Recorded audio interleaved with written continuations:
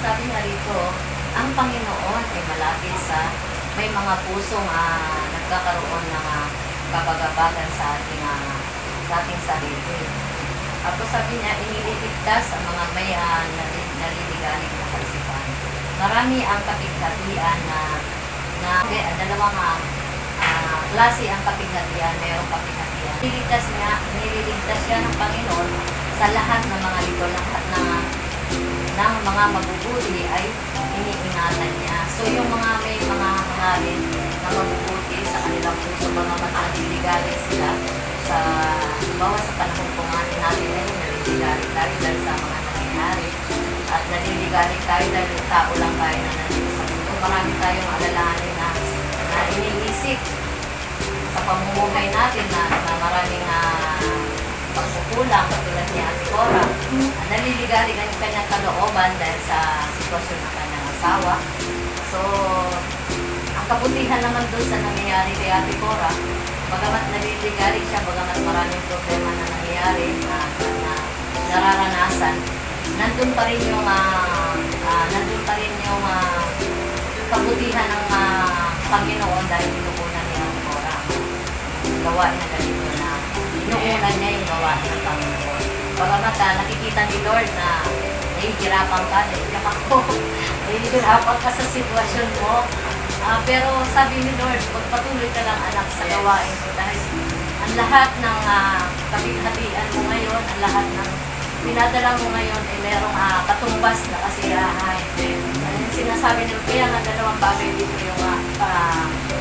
bagay dito ang kapighatian. Kapag kapighatian na manggagaling sa kabutihan ng Panginoon at kapighatian naman na nanggagaling sa kasamaan. So, mas pipiliin natin yung kapighatian ng kabutihan ng Panginoon kaysa doon sa kasamaan na magdudulot sa atin ng kapapahamak natin sa buhay. Sabi niya rito, sensya na po kayo kasi iyakin ako. Ngunit, nililigtas siya ng Panginoon sa lahat ng mga ito, lahat ng mga may mabubuti na iniingatan niya, sa mga iyon ay hindi mababali. So, iniingatan ni Lord, hindi niya hinahayaan na mapahamak ang may mabubuting kalooban. Kung nakikita kasi ni Lord yan na yung puso niya nandun para sa Panginoon.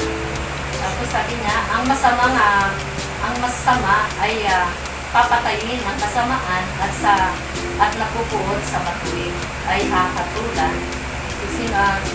Tinutubos ng Panginoon ang buhay ng maya na may naglilingkod sa kanya ng Panginoon ang buhay ng mga naglilingkod sa kanya. Walang hahatol. So, ibig sabihin, kung ikaw ay anak na ng Diyos, ikaw ay naglilingkod sa Kanya, hindi hahayaan ni Lord na ikaw ay mapahamak. hanggang wakas, gagabayan niya tayo. Kasi nakikita ni Lord na tayo mga lingkod, tayo mga anak ng Diyos, so hindi hayaan ni Lord na tayo ay mapahamak. Kasi nakikita naman ni Lord sa ating kaloob-looban na naglilingkod tayo sa Kanya. Bagamat marami tayong, bawat isa sa atin may mga ano tayo, kabagabagan ng may mga problema tayo. Pero dahil sa inuuna natin ng Panginoon, sinasantabi natin yung problema ngayon na binibigyan natin ng oras at panahon ng Panginoon. Nagiging masaya ang Lord dahil inuuna natin ang Kanya. At nandito tayo nagpupulong na pinag-uusapan yung kanyang pananasalita. Yun yung hinahalika dito sa awit 34 verse 18 to 22. Tapos sabi niya rito, kung tayo'y hindi hinahatulan ng ating mga puso, tayo ay may kapanatagan sa harap ng Diyos. At anuman ang ating hilingin, ay tinatanggap natin ito mula sa Kanya. So anuman daw ang hilingin natin sa Panginoon, kung tayo meron kapanatagan dahil pinagkakatiwala natin sa Panginoon, ibibigay niya ito ng buong pag-aalilan. Kasi itinataas natin sa Panginoon yung ating hilingan, yung ating kapagabagan, yung ating mga problema. So binibigyan din pala ni Lord ito ng salita. Pero si Lord nakikita niya lahat yung mga sitwasyon natin, yung mga nangyayari sa atin. Kaya merong katugunan yan, Ate Cora, kaya huwag kang alala, Ate Cora, hindi maganda. May answer si Lord yan. Mas magandang pagpapala ang tatanggapin mo mula sa Panginoon. Kaya magpatuloy ka lang sa kanyang gawain dahil lahat ng bagay na bibigay mong panahon at oras sa Panginoon ay magandang papalit. Iiyak ko. Tapos sabi niya rito, siya na kayo iyak. Natin ito mula sa Kanya sapagkat tinutupad natin ang Kanya mga utos at ginagawa ang mga bagay na nakakalugod sa Kanya. So, tuntua si Lord dahil ginagawa natin yung parte natin na katulad nito na inuuna natin ang Kanyang mga salita. At gumagawa tayo ng kabutihan para sa Panginoon, hindi para sa ating mga sarili, kundi para kay Lord. Sabi niya, kalugod-lugod sa Kanyang harapan. At ito ay ang Kanyang utos. Ito ang pinakaunang utos ng Panginoon. Namanampalataya tayo na si Jesus Cristo at tayo ay mag-ibigan sa bawat isa, sa isa't isa. Ay ibinigay niyang utos sa atin. So, dapat tayo magmahalan, huwag tayong magsiraan, huwag tayong magsipuhan, huwag tayong ano man yung kasalanan na nagawa ng ating mga kapatid. Huwag natin itong tumbasan din ng kasamaan. Oo, huwag gantihan kasi mas maigi pa yung itaas mo na lang siya sa kay Lord kaysa gantihan mo siya kasi magdudulot lang ito ng kapahamakan sa iyo. Kaya nga sabi ni Lord, kung gumawa man ng kasamaan ng iyong kapatid, huwag mo siyang patulan, huwag mo siyang gantihan. Kasi kung papatulan mo siya, mawawala ka. Magiging ka nun, hindi mo sinusunod yung kalooban ng kaibig pagbibig ng Diyos na siya dala-dala natin sa buhay. Kasi isa na tayong Kristiyano, ito nagliliwanag na yung Espiritu ng Panginoon sa atin. So kung ano man yung nagagawa ng mga kapatiran natin, kung ano man nakakasakit man ng loob ito or anong mga sitwasyon na ginagawa sa iyo, hayaan mo lang sila, ipagpanalangin mo sapagkat si Lord naman alam niya yun. Alam niya ni Lord na walang ginawa sa iyo. Taas mo lang siya sa panalangin.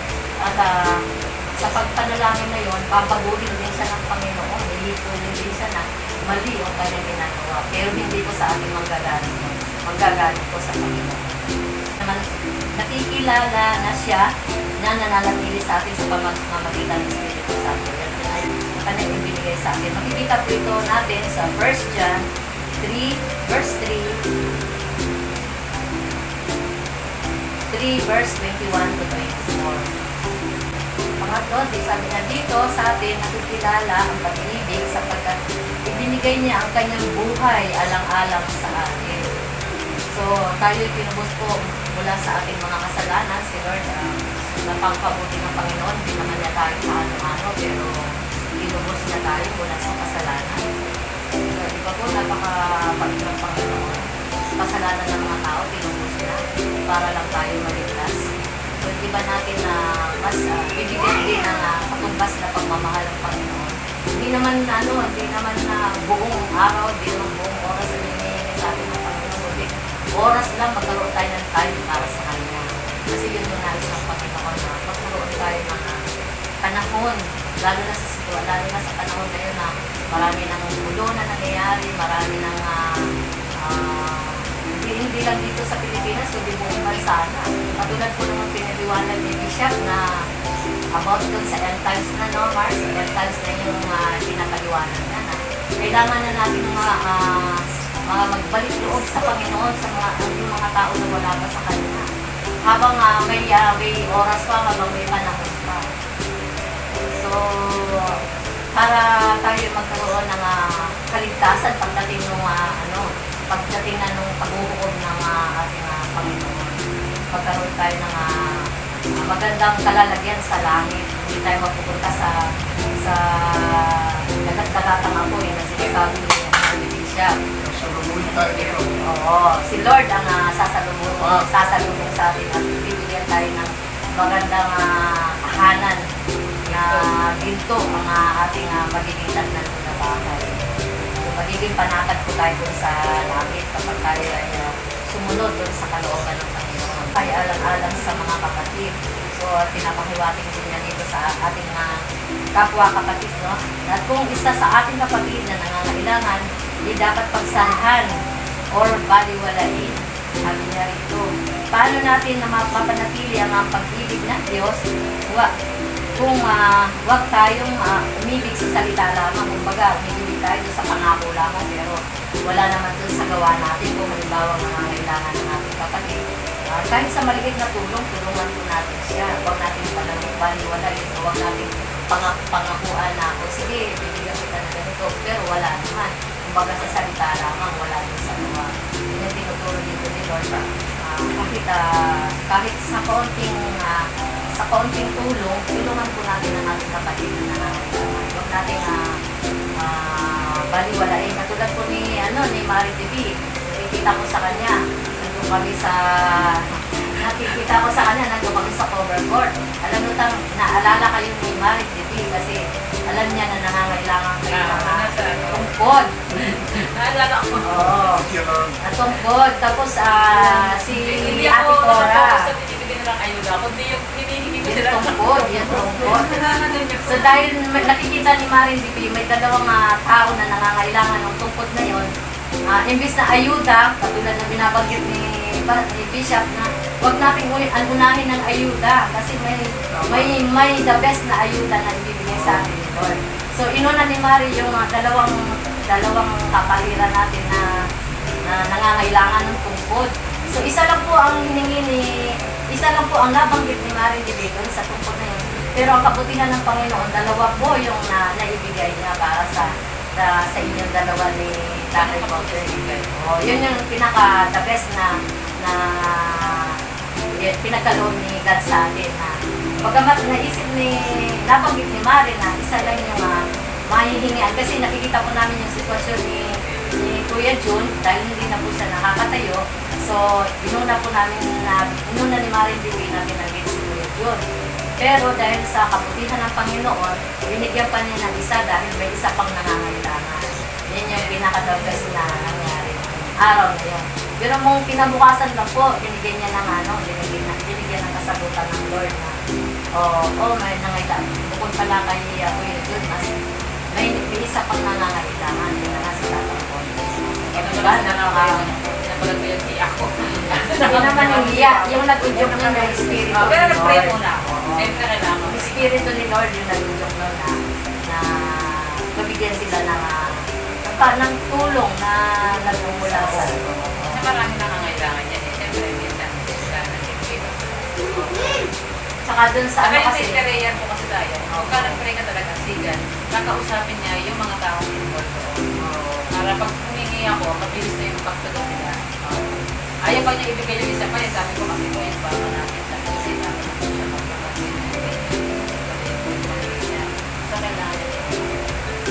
okay. Ngayon, tapos sabi ko, sige, sabi niya gano'n. Kilala kayo yan, sabi niya, Kuya Mac, si Sir Mac, sabi ni Sir Mac, ay, kilala ko yan, bigyan mo na yung dalawa. Thank you, Lord, sabi ko, salamat po sa kapatid. God bless po. At least nauna yung prayer. Prayer talaga. Kasi mag-pray, pag nauna yung prayer, yung kasagutan ni Lord nandun na. Baga, nakahanda na. Pupunin mo na lang. Ayun, sabi niya, huwag tayong mangako sa salita lamang, kundi gawin natin sa gawa. Kasi mas mainam yung may gawa kasi doon natin na ipapakita mula sa katotohanan at magkaroon tayo ng pakanatagan ng ating puso sa harapan ng Diyos. Diba? Nagkakaroon tayo ng kasiyahan kapag nakakagawa tayo ng mabuti sa kapwa.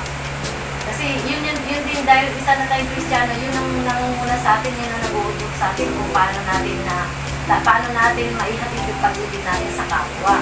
Lalo na dun sa mga tao na nangangailangan. Tapos sabi niya, sapagkat ang Diyos ay higit na dakila kaysa sa ating mga puso at nalalaman niya ang lahat ng mga bagay. Makikita ko natin ito sa 1 John 3, verse 16 to 20. Lapit na po tayo matapos, no? Kunti na kasi. Meron tayong tatlong bagay dito. Sabi niya rito sa number 1, huwag kang maghalit sa iyong sarili. Dahil sa mga gumawa ng masama, yung pinanggit ko na ito kanina, no? Huwag na tayong gumawa ng anumang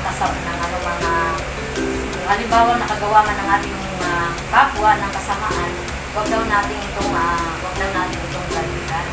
Hindi palitan kung maaari lang, palitan natin ito ng pagkutihan. Hindi pa nalangin ng kapwa na magbago siya doon sa maling gawa niya, maling pagdaan niya, maling akusa niya sa iyo sa mga bagay na wala namang katotohanan. So, yun po nangyayari po yung sarili ng realidad dahil katulad nung nakaraan natin na standard yung sitwasyon ng church. So, nakikita ni Lord yan, kaya laging pinapaisip ko sa akin yung mga ganitong katuruan. Dahil, nakaranas po tayo ng problema nung nakaraan. So, yun nga yung sinasabi dito sa katuruan na to na kung ano man ang nagawa ng kapwa mo, huwag mo silang huwag mo silang gantihan ng masama. Hindi kabutihan ang pag-ibig. Kabutin mo siya sa pag-ibig na nagagaling sa Panginoon, hindi sa sarili natin. Kasi kung tayo lang hindi natin magagawa yun dahil nananaig pa rin yung galit natin sa puso yung puot at galit. Kaya dapat natin alisin ito. Alisin at itapon. At yung tinapon na basura, huwag mo nang pulutin. Huwag mo nang pulutin at ipato sa kanya. Kundi, huwag mong pulutin yung basura na yun at palitan mo ito ng pag-ibig para magkaroon ka ng pagkalakalan sa iyong puso. Sabi niya dito sa number 2, magtiwala ka sa Panginoon at gumawa ng mabuti sa kapwa. Yun, may paliwanag ko na, no? Gumawa ng mabuti sa kapwa sapagkat dito nakikita ang katotohanan ng pag-ibig sa buhay ng isang lingkod ng Diyos. So, pag gumawa ka ng kabutihan at gumawa ka ng magandang kabutihan sa kapwa mo, nakikita mo na ipapakita mo na talagang ikaw ay sinusunod mo yung kalooban ng Panginoon. Sinusunod mo yung utos ng Diyos. Sapagkat kung nandiyan nga sa Bible, nakikita naman natin sa Bible na mahalin mo ang iyong kaaway. Di ba? Napakahirap mo. Pero yun ang nais ng God, yung mahalin natin yung ating kaaway. Kasi ayaw ni Lord na tayo ay mag-away-away, kundi magkaisa sa kanyang pag-ibig. Baga nililipon niya lahat ng tao sa pag-ibig ng Panginoon para magkaisa sa Panginoon. Para pag dumating na yung end times na yun, lahat ng tao maliligtas. Lahat tayo sama-sama doon sa kanyang kaharian na ginto ang madadagdag natin. Hindi tayo mapupunta doon sa kadagdagatang mabuhay. Sa number 3, sabi niya, maganak ka rin sa Panginoon at bibigyan ka niya ng mga magandang hangarin ng iyong puso. Yun, maganak ka daw na kung ikaw ay naglilingkod na sa Panginoon, laging sapat na sa iyo yung paglilingkod sa Panginoon. Kasi nakikita naman ni Lord yung hangarin natin, anong pangarap natin sa buhay. Nakikita ni Lord yan. Hindi lingid sa Kanya yung mga nangyayari sa atin. Kasi dito sa mundo ito, maraming problema, maraming tentasyon ng mga nangyayari, pero huwag tayong matatakay doon sa mga tentasyon din ng mga masama. Kasi mawawalay ka na kayo. Napapasama ka, hindi ka mapapagpili. Hindi, tuloy-tuloy ka lang sa daan patungo sa kalwalhatian para ikaw ay maligtas at mapupunta ka sa kanyang kaharian. So yun, mag-e-end na tayo. Sabi niya rito sa end, sabi niya, gawin nating priority, patulad na nabanggit ni Nanang Dad kanina, gawin nating priority si God. Kasi kung hindi mo magiging priority si God, wala nga, di ba, hindi ka happy, wala yung kasiyahan mo. Kahit na naghahanap buhay ka, nandun yung intention mo, kumita ka ng kumita, pero yung kasiyahan hindi mo nararamdaman. Hinahanap-hanap mo pa rin yung salita ng Panginoon. Dahil din yung nawawala sa atin yung salita ng Lord eh. Dahil lang iniisip lang natin yung income na darating sa atin. Pero yung kalwalhatian ng Panginoon nawawala sa atin. So, sa buhay natin, yung tinuturo sa atin ng Lord sa salita ng Lord, maging priority sila sa buhay natin. Ano man ang nangyayari sa mundo, ano man ang sitwasyon na nararanasan natin, ano man problema na nararanasan natin, patuloy lang tayo kay Lord. Kasi si Lord lahat nangyayari natin sa buhay. Siyempre lahat kanya-kanya tayo, meron tayong nangyayari sa buhay. Ibigay ni Lord yan. Basta patuloy mo lang na ipanalangin, itaas mo sa Kanya, na may pananampalataya at pagtitiwala sa Kanya. Amen. Maraming salamat. Maraming salamat. Nagdagdag ko lang po. Iyak pa ako na tao.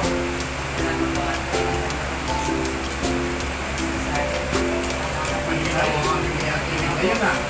Konti lang pero malakas. Sabi ko na niya, no? Naka-isang boses niya ngayon.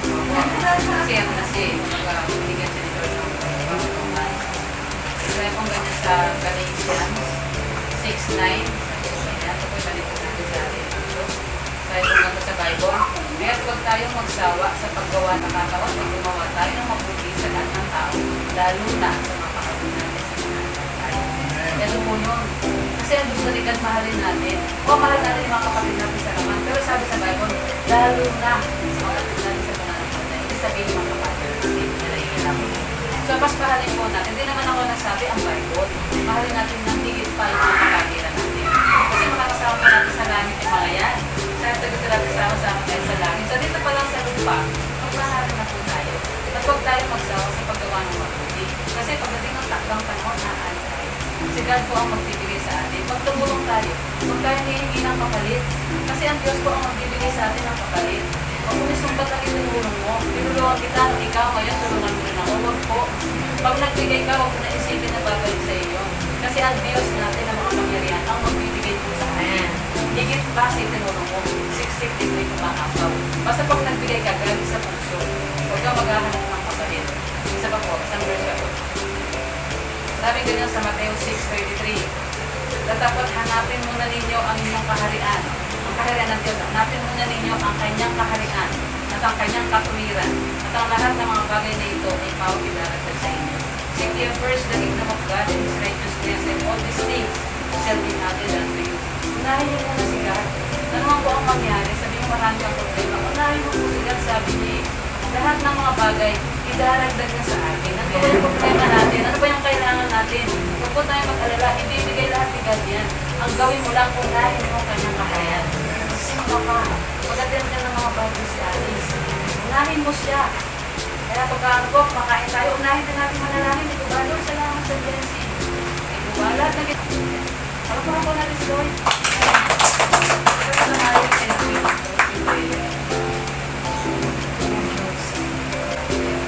Lord, maraming salamat po sa pangalat niyo, Lord, na patuloy na binubukas para sa mga sa ating natin salita sa oras ito. At Lord, ito ay magpapanin po na natin sa aming buhay. Salamat po, O Diyos. Patuloy ka na po purihin sa sandatin at sa salamatan sa pangalan ni Jesus. Amen. Sobra pong pag-ibig niya sa atin. Isipin mo lang namatay siya para sa atin. Meron po tayong katiyakan ng buhay mo lang. Tanggapin niyo. Amen. Hindi naman po accident. Kanina. Kanina niyo po kami lang